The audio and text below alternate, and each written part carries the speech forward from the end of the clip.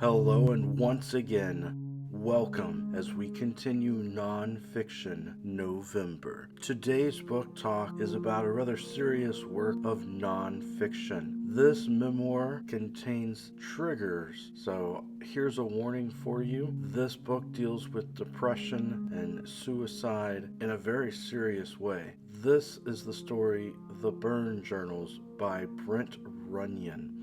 When he was 14 years old, he got in trouble at school and he decided to set himself on fire. He immediately regretted his decision. The book was published in 2004, and the story is from 1991. That's when Brent Runyon was just 14 years old. He started writing the book in 2001 as a form of therapy, and it took him several years to work through that, to process the information, and to get the book in a state where it could be published. Writing the book, I believe, helped Brent Runyon work through what had happened to him as a child growing up, though the afterword to the book shows how a person may never fully recover from depression and how it can be a lifelong struggle. The story is told in the first person present tense and through the eyes of his 14-year-old self. In a lot of memoirs, authors take on a more adult voice from the fact that they've lived their lives and matured over the years. But Brent Runyon does not bring that aged adult voice into the narrative. He doesn't cast judgment down on his younger self in that sort of way.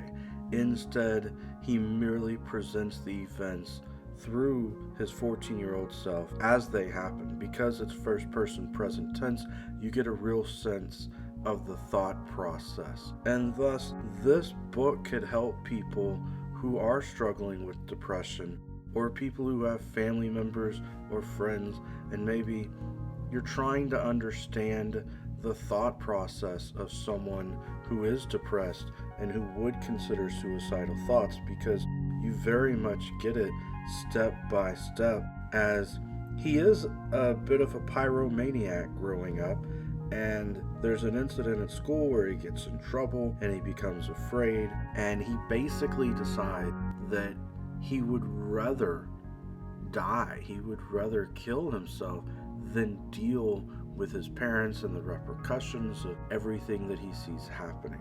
It's really, really sad story. You get a lot of vivid descriptions, a lot of emotion, because he gets a bathrobe that he puts on himself. He pours the stuff on him that he needs to set himself on fire, and he then is burned. He immediately regrets his decision, and they get him help because he wasn't home by himself when it happened. And then a lot of the book is him recovering in ICU and going through rehab at various specialized hospitals. You get his family members, the doctors, the nurses, and ultimately friends that he makes through therapy.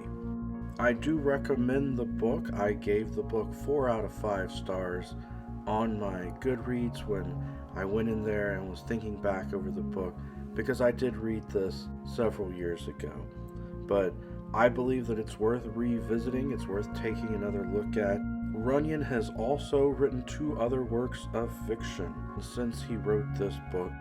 They are Maybe and Surface Tension, a novel in 4 summers. He's also a public radio personality from This American Life, and you can find his interviews online.